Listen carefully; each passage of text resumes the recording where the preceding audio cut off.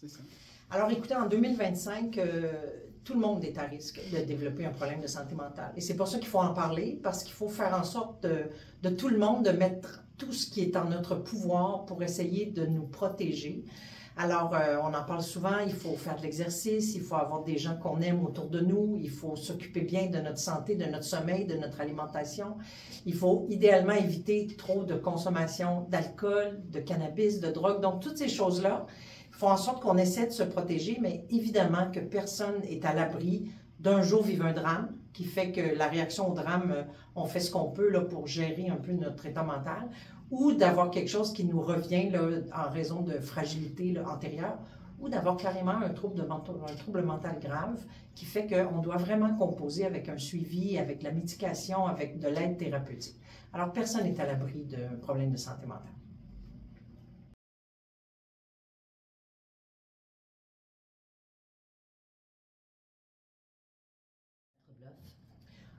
On sait que la Fondation investit là, une somme vraiment importante en psychiatrie et on est extrêmement reconnaissant.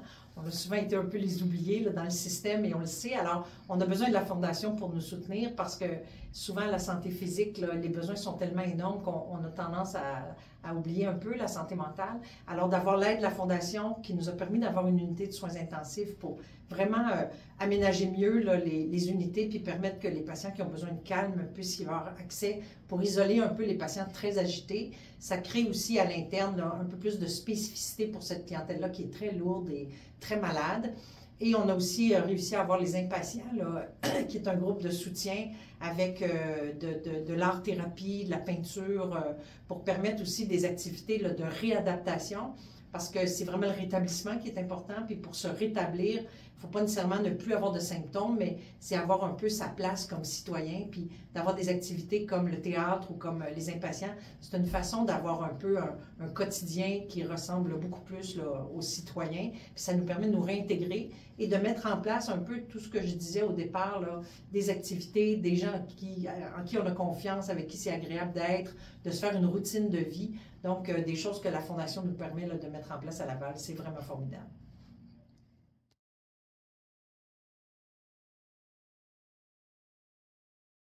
En fait, vous savez que pour les jeunes, c'est extrêmement important d'investir en santé mentale.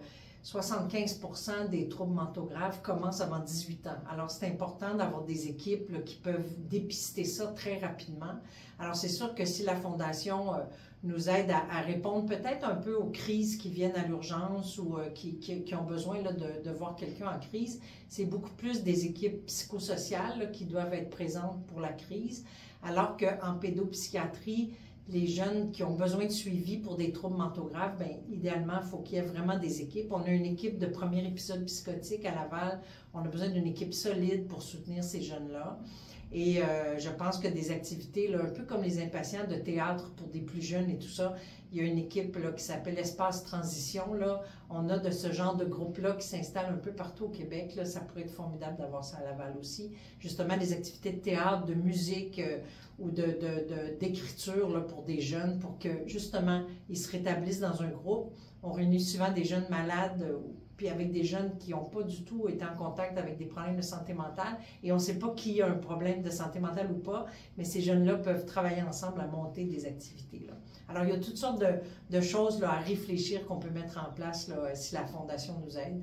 Puis c'est fantastique là, que la santé mentale ait un peu droit au chapitre pour ces sommes-là. Là.